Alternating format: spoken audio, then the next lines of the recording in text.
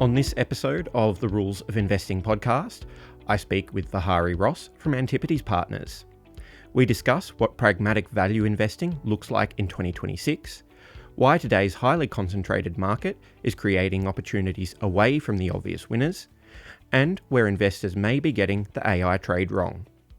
Stick around to hear why she thinks one US senior housing company could benefit from a powerful demographic tailwind over the next 5 years. My name is Patrick Polk, and this podcast is brought to you by Livewire Markets. Hi Vihari, thank you so much for chatting with us today. Excited to hear your thoughts. How are you doing? Yeah, well, thanks, Patrick. I'm really pumped about being on my Rules of Investing debut. Awesome. Yeah, it's nice to have somebody on for the first time. Why don't we kind of kick things off with a little bit about you and your background? I know you actually came from an actuarial background, which is I'm not going to say completely unheard of, but slightly unusual in funds management. How do you feel that background has kind of shaped the way that you think about investing, particularly thinking about risk and uncertainty, probability, things like that? Yeah, I mean, you just about answered the question for me, but I think, the actuarial background, you're right, there is a few actuaries around in our industry, but I think for me, it's really thinking, when you're trying to pick stocks, it's about thinking probabilistically. What is your sort of base case, opinion about a company, and what is the stock worth in that situation? But then what is the distribution curve? What's the range of outcomes? And if you're wrong, how much of a disaster is it going to be if you're wrong? And if you can buy a stock at the bottom end of a distribution curve, when all that upside is available to you, that's the definition of margin of safety. That's you're buying where the returns outweigh the downside risk, but also the returns are there versus the risk you're taking as well. So I think it's sort of actually thinking probabilistically is actually how we have to think every day, and it's sort of the sort of perfect backdrop. And frankly, just being working as an actuary, I think I probably prefer the excitement of markets than, I can imagine than the sort of brown cardigan, in the back room doing life insurance tables. Not that that's the entirety of what an actuary does, but the cliche is not so much me. So it definitely matches the cliche, that's for sure. Yeah, it's funny. I've spoken to friends who are investors and fund managers before, and a lot of the time, the way they try to think about risk and investment payoff is actually very similar to the way that an actuary would assess it. So it feels like almost a bit of an unfair advantage. Well, I think it's sort of something that I say too often, which is, what's the distribution curve? And if you think about it, at the extreme end, if your distribution curve is a straight line, right, everything's equally probable, means you've actually got no idea. Don't buy the stock. And so you're really looking for something where you can have some conviction. The narrower the distribution curve, the more conviction technically you should have. But equally, you want to avoid, tail risks. You want to avoid, a fat tail, so to speak. If you want to keep applying that analogy, there's lots of, where there's a binomial outcome, for example, that can blow up your case. All of those things you want to avoid. And so it's actually all just probability in practice. And that's why, fund managers and a lot of our clients will focus on, what is your hit rate? How often are you right? Because you're not going to be right 100% of the time. But if you're right more often than you are wrong, then that's how you can, outperform essentially over a long period of time. So probability is, pretty central to everything that we do. Do you reckon it makes you more focused on downside risk than maybe the average investor? Yeah, I mean, maybe compared to someone who's going to get really pumped up about a stock, I think being conscious of where you could be wrong, it's a really important part of our process at Antipodes.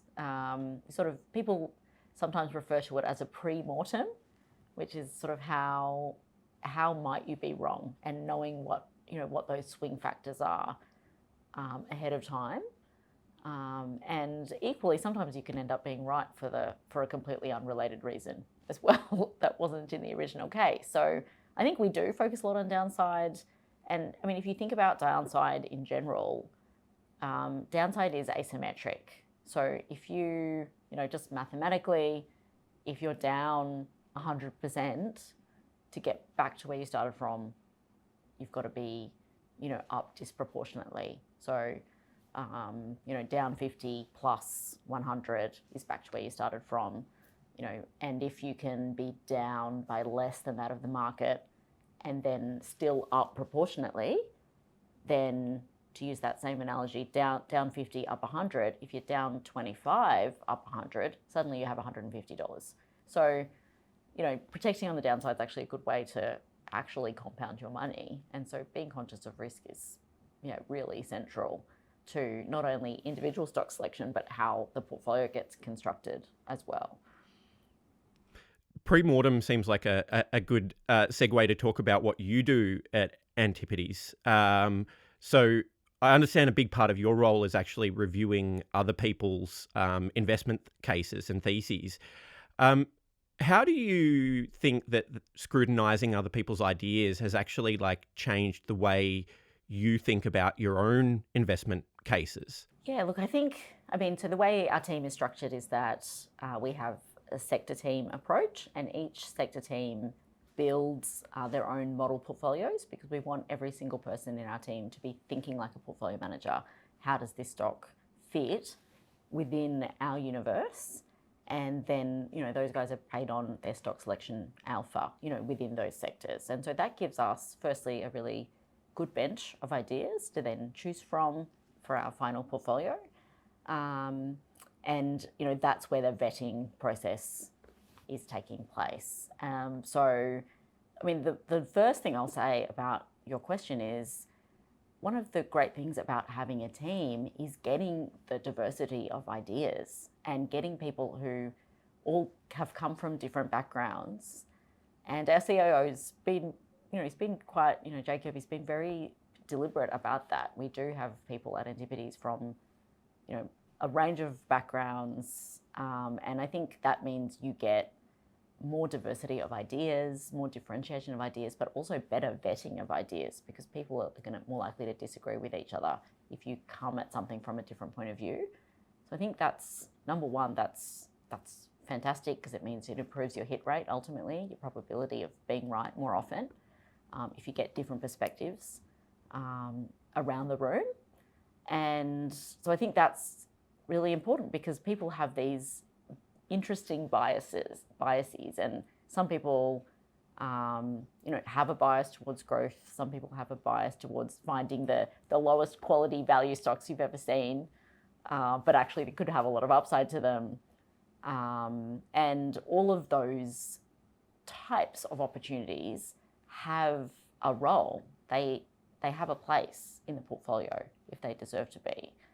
And so you will get that breadth in our portfolio. You will get your, traditional value type names in there, cyclicals, commodities, financials, etc. But you'll also get higher multiple businesses that are cheap relative to the growth you're getting in return. So I think it's that broad spectrum and thinking about each idea on its individual merits, and one of the things that we do, because obviously we're trying to compare all of these ideas and what deserves a place, is being really conscious of where are my returns coming from? Am I going to get it? Is it all based on revenue growth? And the revenue growth leverages into margin, which leverages into cash flow, which leverages into a buyback. So actually, is it all based on revenue growth? Or is this actually a margin story? Or is it just a PE mispricing story? And we will, rank all of our stocks on that basis, because there's actually always more than one way to make money in markets. And, our whole job is finding those opportunities. It's probably a long way of answering your question, but I think having, different points of view has actually been, a really great pillar of Antipodes stock picking success. You spoke there about owning some, stocks that would appear to be high-priced growth type stocks, at least on the face value. Antipodes describes itself as a pragmatic value investor, but I couldn't help but notice that, which you kind of referred to there, that some of the companies you own don't fit that traditional view of what value is. What does that actually mean to you, like here in 2026, what does value mean in today's market? Yeah, look, I think, we would sort of describe pragmatic value as taking that contemporary approach to value. I think if you think about value in the, traditional sense of the word, some might say dogmatic sense of the word, what you're really looking at is it's the cheapest stocks in the market, the bottom quintile of stocks. And, that can be measured, you can split have a distribution curve of how all of these stocks trade. The sort of pitfall of just looking at that part of the market is there's sort of two things. One is some of those companies are cheap for a reason. They might be value traps in the mix there. They're stocks that are cheap and they're not going to mean revert. They're not because they're being disrupted. On the other end of the spectrum, there could be businesses that are growing structurally they just don't happen to fall into that bottom quintile. And actually, they're still cheap relative to what you're getting in return. So in us taking a contemporary approach is what we're looking to do first is understand at an industry level first, what is going on? What is the disruption going on? What is the competitive dynamics? What is the regulatory information that we need to triangulate? And we're really looking to participate in both, buy businesses that are, maybe they're incumbents that are going through a cyclical downturn, not a permanent one, and they're mispriced as being permanently impaired. And then buying those at the right point in the cycle is obviously a clear and present value opportunity. On the other end of the spectrum, there's structural growers that can also be mispriced relative because there's a change taking place. There's a structural change taking place. It may be misjudged, particularly early in that adoption cycle. It's probably quite relevant to markets today. But then on the other hand, you don't want to buy into a growth trap there either, which is where the growth is, being priced exuberantly into a stock and it's actually not sustainable. Or maybe the growth wasn't there in the first place.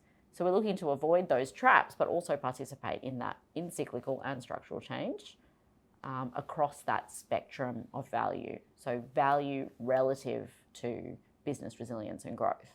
And that's really the crux of what pragmatic value is. So you will get, as I said, those commodities, those financials, those energy type companies in the portfolio, but you'll also get structural growers, will get technology companies represented. And people often say, how often are those stocks, mispriced? And I would say that sort of mispricing happens all the time, like every day, every year, and actually every year, much more of the outcome for that year's returns in an index in any given year is actually based on the re-rate of the stocks, a correction of mispricing in stocks every year. So people love to often say, earnings growth matters, but actually re-rate, the change in the multiple on stocks matters a lot as well. And that's often where mispricing lies in terms of finding value across the market. So do you think when looking at those more like growth-focused companies, is the rate of growth maybe reflected more over the long term and then that mispricing more of a short term? Yeah, look, obviously mispricing corrects. And then once the mispricing corrects, our job as an active manager is to, basically find the mispricing, exploit the mispricing, and then have sell discipline and recycle that. Sell discipline is an important, and that's why I always say every stock has to earn its place in the portfolio.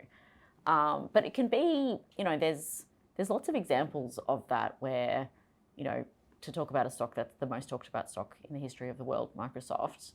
But when, in 2015, when Antipodes was founded, that stock traded at like a 12 times multiple. It was priced as a has-been tech company, following on from, the year 2000. And actually PCs weren't dead. And the Windows operating system wasn't dead and you still needed servers. So it was actually just a standard value mean reversion stock. Obviously, as Azure was invented in 2008, so over time, that business, obviously its growth profile completely changed. The structural growth around the cloud meant that even when that stock mean reverted back to, from 12 to, 17, 18 times, it was still cheap relative to what that business's future looked like. Because, and look now, obviously, Azure's growing at an incredible pace again because of AI. So really what we're looking for is, maybe a traditional value manager might have sold that stock once it did its original mean reversion. But for us, looking at the industry as a whole and that structural change as well, it actually made sense as a value stock, even after that initial re-rate took place. And similarly, Meta, after Cambridge Analytica, got down to, a single-digit multiple at its worst. Even Alphabet, as recently as last year, got down to 15 times because everyone thought or the market thought it was an AI loser. And in fact, it wasn't, and then so that sort of mispricing happens all the time, even in the technology stocks, even in fast-growing companies. And so if you're paying attention, you can take advantage of those. But equally, there's companies, there was a big growth drawdown in 2022 where, growth sold off, all these growth stocks sold off a lot.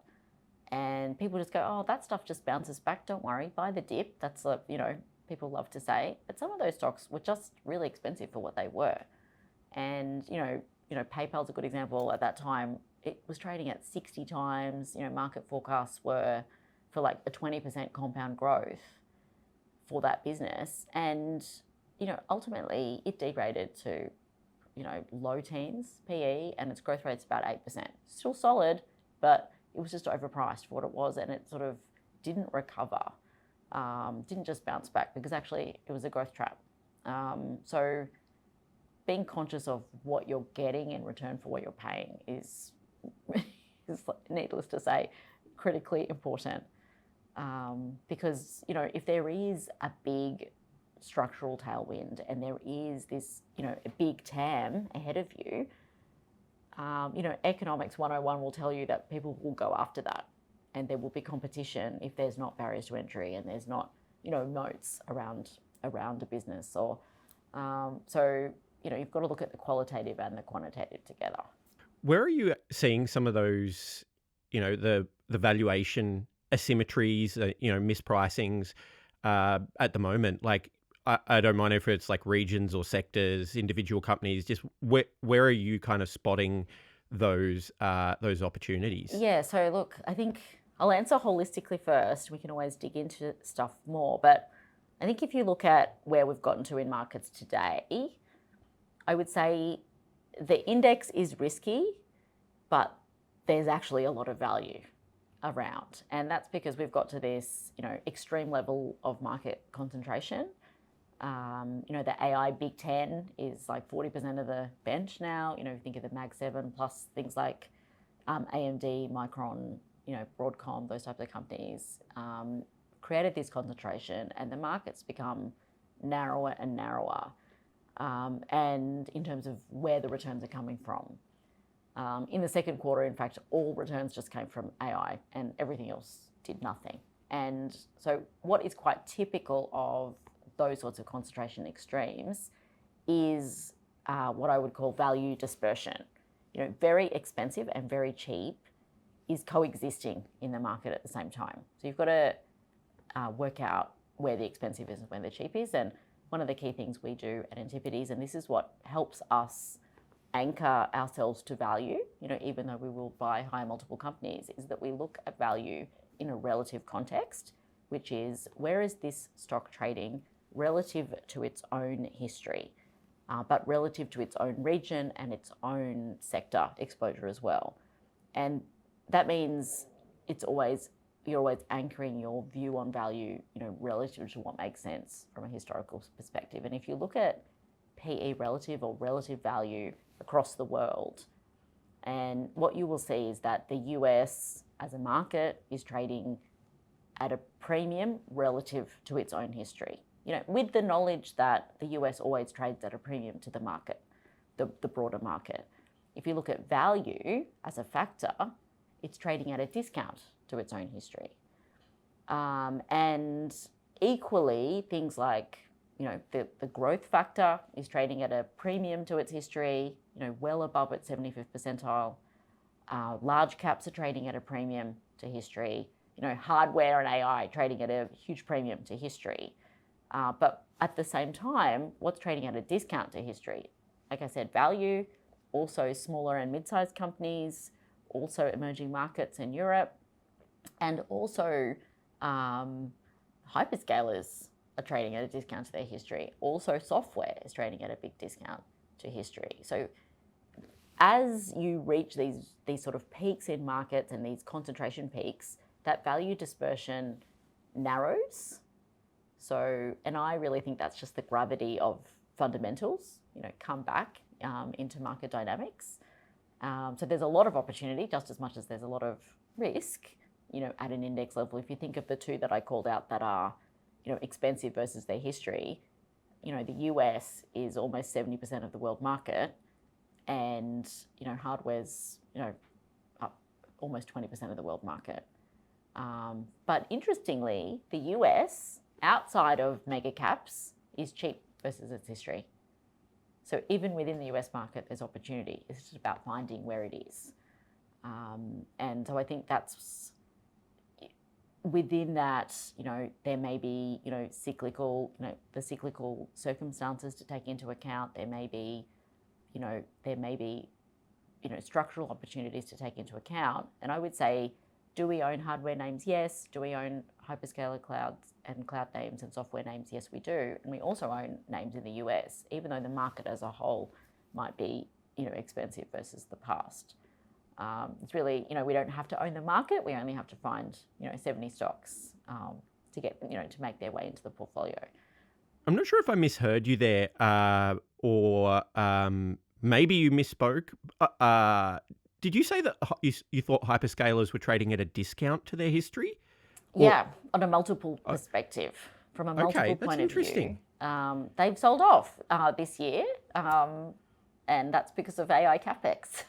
So, so of course, the question that's front and center is, what's going to be the capex and what's going to be the return on that capex?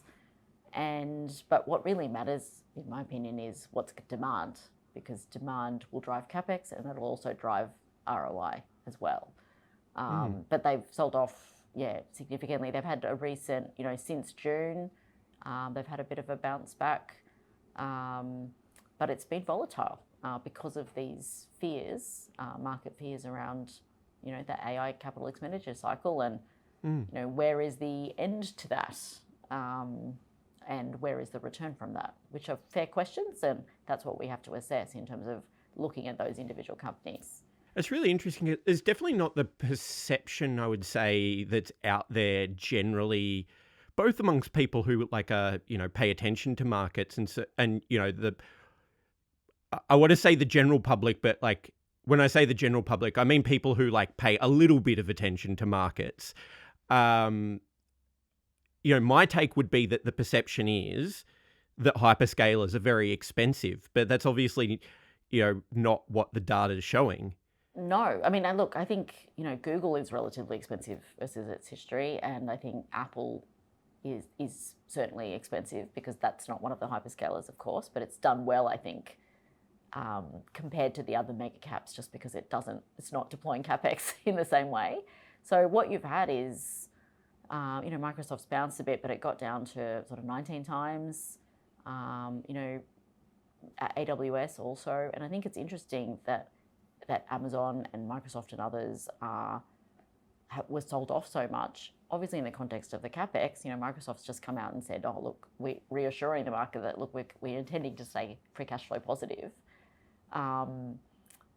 But the big way that that you're getting the manifestation of the ROI on on CapEx is through their cloud businesses, which are growing faster than they've grown for a long time. AWS is now growing, like last result, growing at 37%. Azure is growing over 40%, because obviously if you want to use AI on your information, you have to have your information on the cloud. So it's actually accelerated that whole, monetization pathway for them. At the same time they've sold off. So again, it was, as always, opportunity comes to the prepared mind, and we're active in the true sense of the word when stocks sell off. It's obviously an opportunity to review. Sometimes, like I said, it might have been sold off very fairly. Other times it's a chance to be nimble and buy the stock. You spoke a little bit about the concentration in benchmarks there. I don't know if you've got some numbers or something that you could put on that, but from your perspective, how significant is that concentration that we're seeing at the moment? Yeah, look, it's, like I said, 40% of the markets in that, AI Big 10 in the US, just the AI, if you think about tech in general, that's become, and that's including internet plus software plus hardware, that's like 40% of the market now. And the other thing that people often don't pay attention to, but for us looking at it every single day, there's a broader sort of AI vortex trade going on.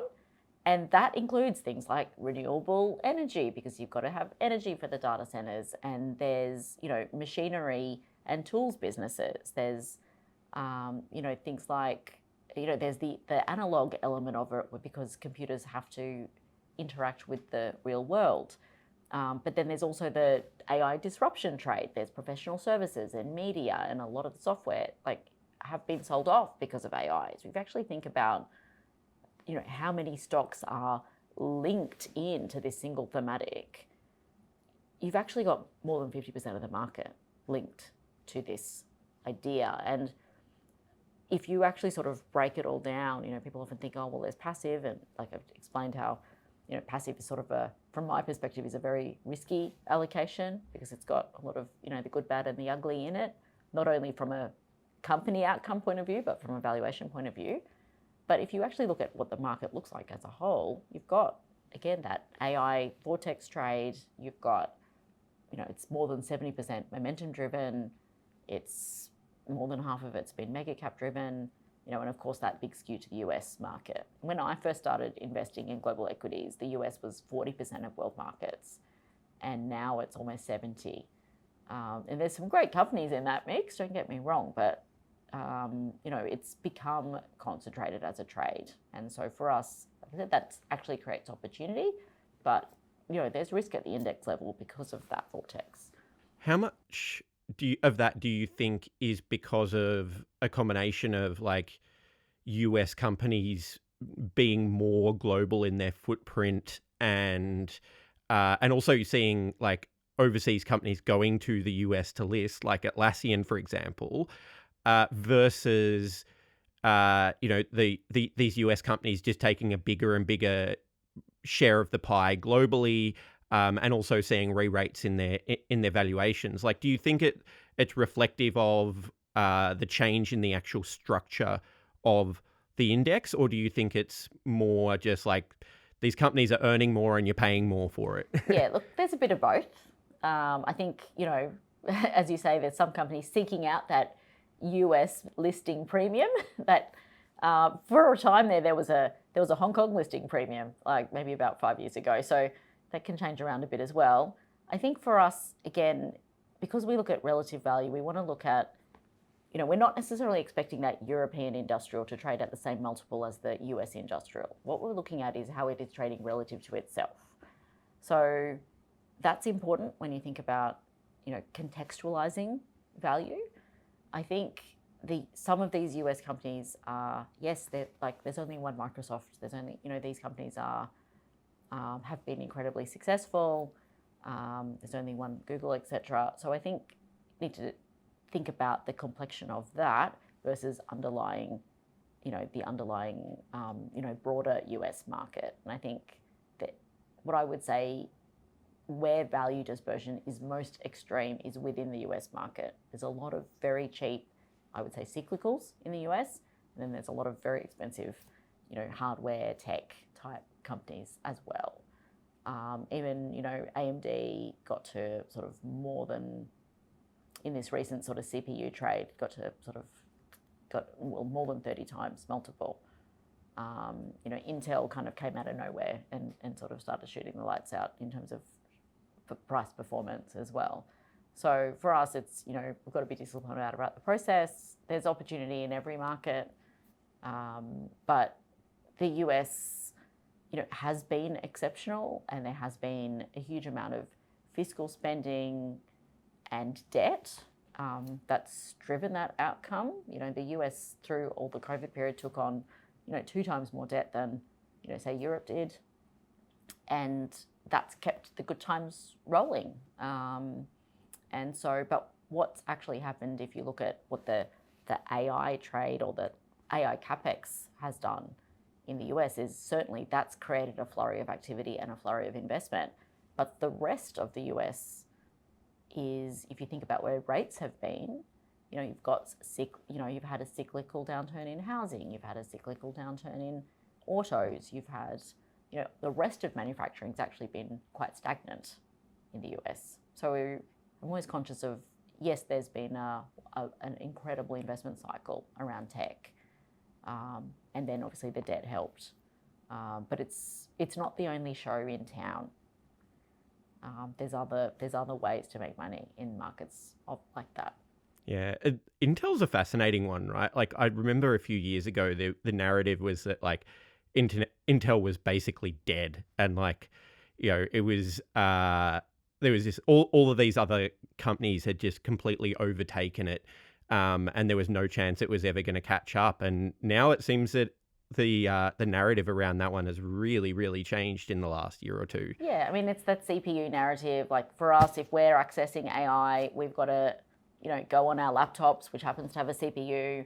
I mean, the reality is, from a chip technology point of view, they have been outcompeted by companies like TSMC. So it's a bit of a rising tide trade with those sorts of companies. Do other companies have better chips? Yes, they do. It's just the thing that's sort of helping them. Even AMD. It's interesting that the reason that stock ran so hard this year was really because of its traditional CPU business, as opposed to the fact that they are also building GPUs. So these narrative shifts, as I've said, they actually happen all the time, and I think it's interesting. But that was a stock that was in the doldrums, as you say, and maybe helped. I think there's maybe a geopolitical element here around where your technology comes from, as well. And Intel's obviously a local champion in the US. It's an interesting angle for that one as well. We won't get into the quagmire of whether the fears are well placed or not, but probably some fears around the location of TSMC's foundries as well, I suspect. Yeah, look, obviously Taiwan, I think that's why it trades at a discount, really, relative to where it would if it was a US company. They are building fabrication in the US. They're being, and being paid to do so. And it remains, at the leading edge in terms of the technology, cannot be replicated by an alternative provider. So, that sort of helps a great deal when it comes to ultimately the mode of that business. And I think it trades at a discount because of that geopolitical element to the story. Yeah. Do you think, looking at these AI companies and, speaking about the vortex around them, do you think investors might have been perhaps a little too hasty to, sort companies into winners and losers buckets? Yes. I think, God, like it's just so typical. It's just so typical of what markets do. Something's happened. Let's get really exuberant about some stuff. Let's get, the fear and greed comes to the fore. Absolutely, that's what's happened. And I think I can talk, if you don't mind, to give you 2 examples. One where, in the second quarter, what ran so hard, so crazily hard was the memory stocks, because suddenly there's a supply shortage, and frankly, if you want some memory, you can't get any in 2026. You've got to wait. So there is a shortage here, but you're dealing with 3 companies that produce a commodity product. Literally, it's an interchangeable commodity, and has been incredibly, you look at, am I looking at an iron ore chart, or am I looking at a memory price chart? It's very, very cyclical. It's competitive. That's why those stocks used to trade on very low multiples. They still sort of trade on low multiples. And what ended up happening is, Micron was up, suddenly 300%, SY Hynix almost that much, Samsung not quite as high, but still, 200% up.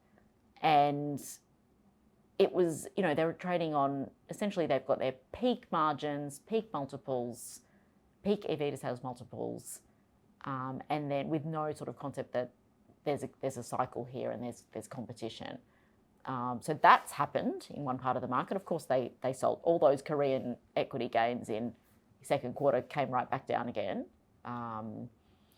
But on the other side, you've got software, which is probably front and center on AI disruption, and the narratives around that actually have created a lot of opportunity.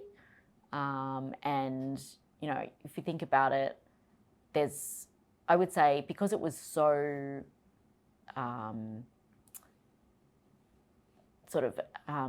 because it was happening to all companies, all software companies, it meant that some of them you would say, yep, you know what, probably at risk of being disrupted, and then others you're like, hang on a minute, this is unlikely to be disrupted from AI. So a good example is that is something like Booking, which is obviously booking your holidays online, and the narrative's like, oh well, people are just going to book their holidays through Claude or ChatGPT now. And if you think about it, the moat of that business is actually driven by the fact that they've got this huge inventory pool, and they've individually signed up, 70% of their inventory is all these mum and pop, small boutique hotels in Europe and stuff. And not only have they signed them up, they also give them that sort of front of house operating platform, bookings and blah, blah, blah, front of house stuff. And that is actually where the moat lies, is that pooling of the inventory. And if someone's going to book online, they're Claude's not saying, oh yeah, we want to be that merchant now. They just want to be a distribution machine just like Google is, for giving people access to what they want to buy. And that's how they can monetize that, through advertising, just the same. And if you think about it, that stock also sold off because of the Middle East war as well, but create an opportunity to buy a stock that actually, since then, Claude's come out and said, oh yeah, when at the end of the search, we'll give them a link to the booking, and what it actually might do is improve Booking's bargaining power, because previously they were one of the biggest advertisers on Google, as you can imagine. Now they've got a few different ways they can distribute their wares, be it through an AI agent or through Google as well. So it's just an example of where actually it's not really a software stock, it's actually a consumer-to-consumer network business. And there's lots of other examples like that as well, that created opportunity for us. So is that something that you've been, I don't know if you can tell me whether you've been actively buying it or so we did. Not, we did buy that, obviously, in the sell-off. It's done well. We continue to own it. Another example of that is Instacart, which is a grocery app platform, and again connecting all the supermarket chains in with all the users. And that's sort of a structural shift in terms of people buying their groceries more online rather than in store. But again, this is just a software sticker on what is a network and a logistics business, actually, collecting all the things and getting them to everyone. And it's that's not going to be vibe coded away. And so again, but it's all sort of sold off all at once. And so that's something where, opportunity can come to a prepared mind in terms of, what's being, what their sort of prevailing narrative might be about companies in general, but actually maybe it's actually just irrational. So, I mean, the other example on that front is, some of, I would say, on the traditional sort of software side, what we've looked for is companies that have a lock on the enterprise. And if you have a lock on the enterprise, from a workflow point of view, from a documents point of view, from a sharing point of view, all of those things, then you could prove to be the best distribution machine for an LLM ever. And, Microsoft is probably exhibit A on that. If everyone, is obviously remained connected into the Microsoft ecosystem, and if they can then distribute LLMs, be that Claude or whatever, through that existing pipe, there's your ROI, just that, that's how you get it. And sort of that applies to Microsoft, also applies to companies like Salesforce. That's good, because I was actually just about to ask you about Salesforce. Yeah, look, that's, it's obviously that stock sold off as well. Got down to, 10 times, free cash flow multiple. The cheapest it had traded in its history. And if you look at what happened with that stock, is that it's derated, but it's actually continued to get upgraded from an earnings point of view. They've had really strong take up from existing customers on their own AI deployments. Again, it can prove to be, you do have an enterprise lock here, and you don't have to get that business to go back to its old multiple to actually make a lot of money here. And the only thing I will say around the software is that I think those consumer internet examples have a higher, I would say, timeliness element to them, because, for example, that Claude announcement saying, hey, we don't want to be a merchant of record, we're happy to siphon those queries off to the bookings of the world. That's happening now, whereas the sort of AI disruption around software is obviously a longer dated story. So the proof will be in the pudding for those over the years to come. Yeah, I was chatting with a friend of mine not long ago, mentioning vibe coding. having recently just done a little bit of that. I have no coding skills whatsoever. I can just use an LLM. And I was joking, of course. Like told my friend that he was possibly out of a job now that I could build this tiny little like process automation app myself. But what was interesting was hearing him talk, because he works in a regulated environment now, talking about like the kind of process that is actually required in order to get an app, whatever it is, onto a computer in a regulated environment. And it's not like somebody vibe coding something with Claude or with Codex or whatever. Those things are not going to go into a regulated environment. Like it's very difficult to break in. Yeah, like that's why the part of that enterprise lock that I was talking about is actually just your data being secure and there being the right sort of guardrails around all of that. It's not just going out into the ether of the internet, particularly if it's client information or internally generated IP, etc. Like it actually just makes sense that you need those guardrails in place. We have a lot of developers, at Antipodes that help us build AI tools across, for our investment team. And I think, they're incredibly useful and they're not, they build interfaces for us that, certainly I couldn't vibe code myself. That's for sure. So it's actually been really, really helpful for us and it means that we're getting more out of our AI as well, thanks to, those guys' efforts. So I'm with you on that opinion. You mentioned energy demand before and how it kind of relates to AI, and again, referring to that kind of AI vortex phenomenon.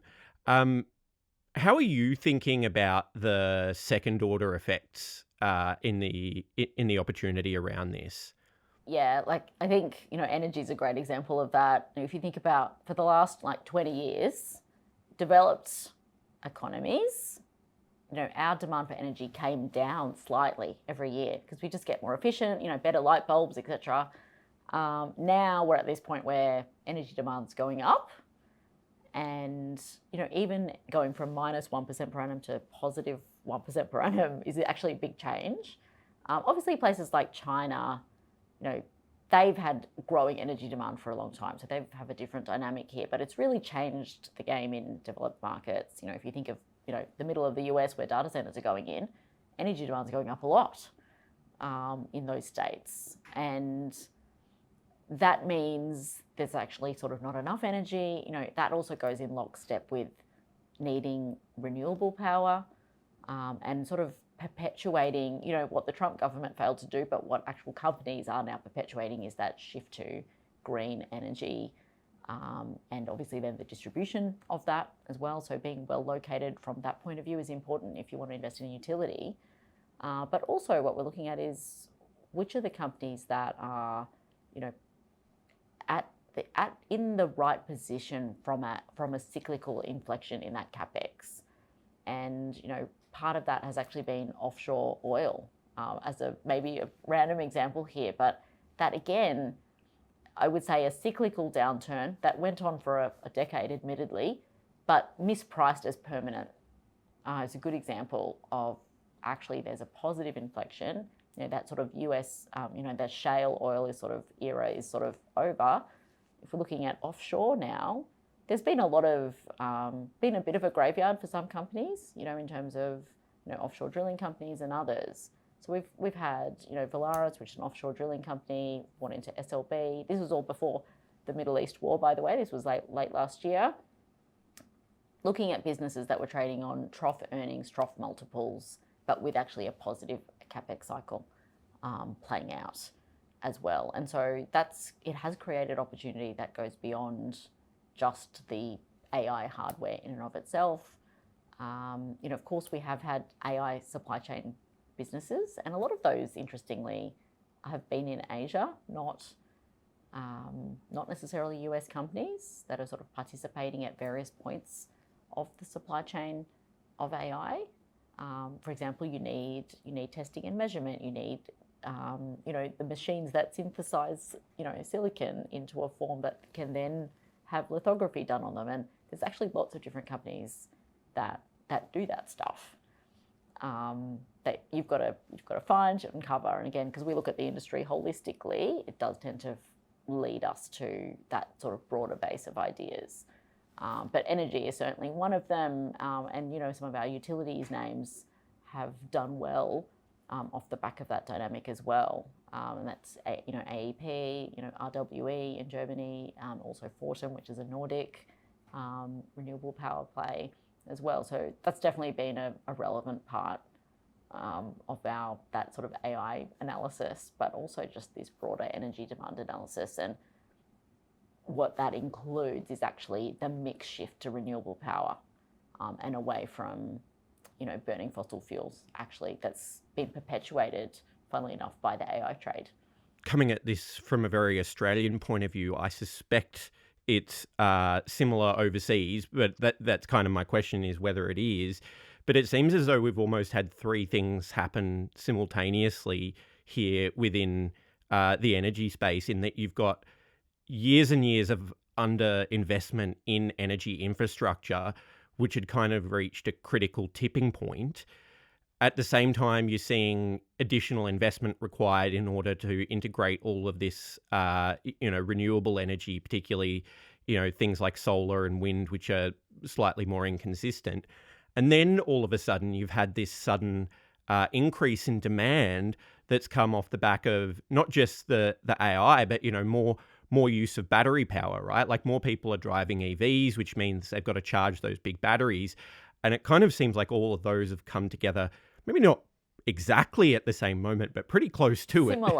Similar moment. Yeah, I think you are right. That is what's happened. And it's interesting because historically some of these, energy companies, of course, and have been very, very cyclical and traded like very cyclical businesses. And now, with sort of longer term power purchase agreements and the like being put into place, you're actually getting this, incredible stability to the potential earnings profile for some of these companies, and that's driven a re-rating. So, and I think that's that's a classic example of a change in an industry that's led to sort of better outcomes for those stocks.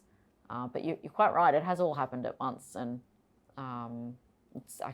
it means we have a number of players in it on the energy side, and part of that has been that underinvestment in oil and underinvestment in gas. And even if you're going to get to renewable power, you still need gas as a transition energy source. So companies that did invest in that are sort of in a strong position now. So we have, Total Energy is a good example of that we own in the portfolio.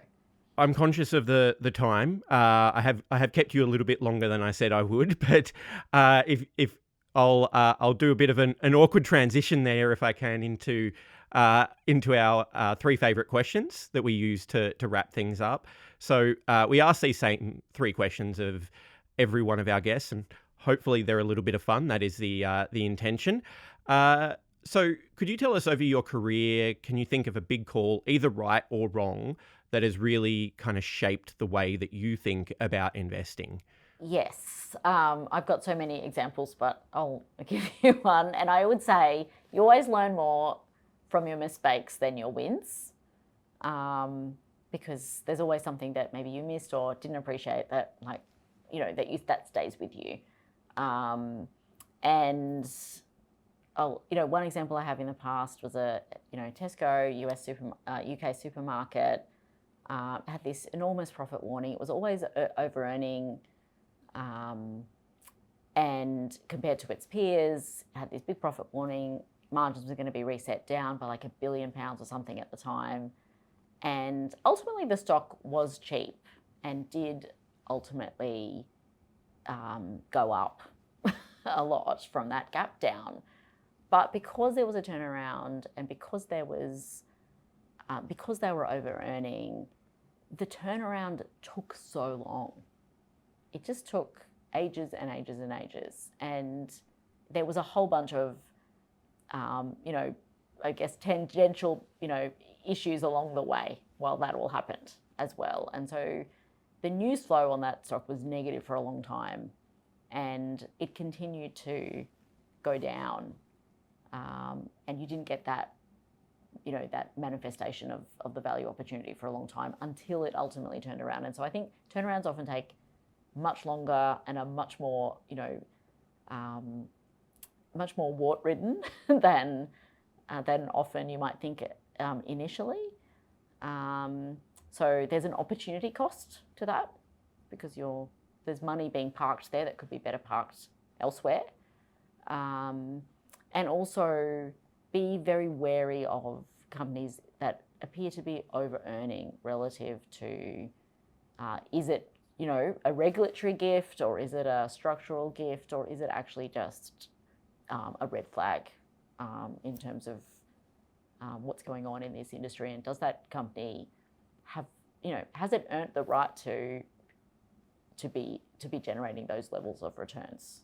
And I think so understanding it at an industry level, that element is also important. But I have obviously I've been investing for 25 years. I have lots of examples, but it's probably a good one. The other one I'll say is people should really pay attention to indebtedness of a company. What does the debt profile look like? What does the refinancing obligations look like? Are they over their skis? I think that's another, for me, something people should pay attention to. And I'll do a third one for fun, which is go for it. Management. Pay attention to SPIVy management. For me is also something to be wary of. Some people are just good talkers, and that's okay, but sometimes it's masking, a lack of skill. Yeah, I think I've been burnt by all of those at one point or another. What do you think investors are getting wrong about markets or misunderstanding at the moment? Yeah, look, we've probably covered this a bit, but I think there's a lot of opportunity, and I'm sort of really, pumped about that opportunity. But I am concerned at an index level. I think there's nothing passive about a passive allocation. The last time we had this level of exuberance about a wonderful new investment cycle was the year 2000. And after that, we had 15 years where, outside of the GFC, where markets broadened. Markets kept going up, actually, for that 15 years. They went down and then they went up. But it went up from a much broader base, more sectors, regions being represented, market caps being represented. So there's risk here at the index level, but there's opportunity more broadly. And, a fun fact from 2000 is the median stock went up then. So it means that value dispersion was really wide then as well. There was a lot of expensive stuff and there was cheap stuff as well. So just really razor sharp on valuation. It'll keep you in good stead, is my advice. I think I heard somewhere recently, I think it was Satya Nadella, compared the AI spend to the railroads, which I thought was an interesting comparison to make for somebody who's managing a company with so much exposure to it. Yeah, I mean, if you go way back when to the railroads, that was also a time of extreme market concentration and it peaked. Didn't use that example, but, there it is. Yes, it's a bit of an older one. Maybe not many listeners who remember that. Going back 150 years, yeah. Or maybe longer, gosh. Oh, gosh. I couldn't even tell you, to be honest, off the top of my head.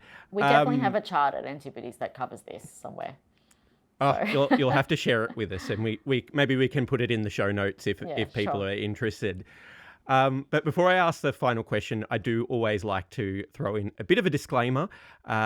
This is supposed to be a bit of an exercise in long-term thinking and hopefully a little bit of fun. We're not actually suggesting that anybody goes out there and puts all of their money in a single stock and forgets about it for 5 years. So with that being said, if the markets were going to close for 5 years, starting from tomorrow, and you could only own shares in one company, what would it be? So I'm going to preface this by, if you're going to invest in something for 5 years, firstly, great time horizon, but also look for a structural demand profile. Supply does what it's going to do. Demand is where it's at over a longer time horizon. So I'm going to go back to an oldie but a goodie, which is Brookdale Senior Living. It's a senior housing business. It's actually sold off a bit recently, so it's a good time to buy it. But there is a huge demand profile here. If you think about baby boomers are now started to turn 80, so there's a silver tsunami ahead in terms of number over 80-year-olds. We're living longer, and we're going to need senior housing, and senior housing is in an enormous shortage in the US. And so this business has, even just the replacement cost of beds, continues to go up. So you've got not only this demand profile, but also the shortage-driven pricing opportunity in this business as well.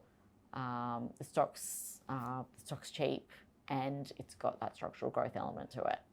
I'm sure you'll appreciate this one as an actuary, and your actuarial lens showing a little bit there. But I often like to say the only certainties in life are not just death and taxes, but death, taxes, and demographics. Yeah, and it's when people are like, oh, sure, demographics is one of the most predicted. We all get 1 year older every year, but I think this is one where demographics are really mispriced. In terms of the opportunity versus where the stock's priced right now. So it's got a number of peers in the space, but Welltower and Ventas, and this is trading at a big discount to those two as well. So that's a nice little feather in the bow of the investment case. Vihari, thanks so much for chatting to me today, and thanks for giving me a little bit extra of your time. Been great to hear your thoughts, and I hope you enjoyed the chat also. Yeah, thanks, Patrick. It was fun. Thanks for having me.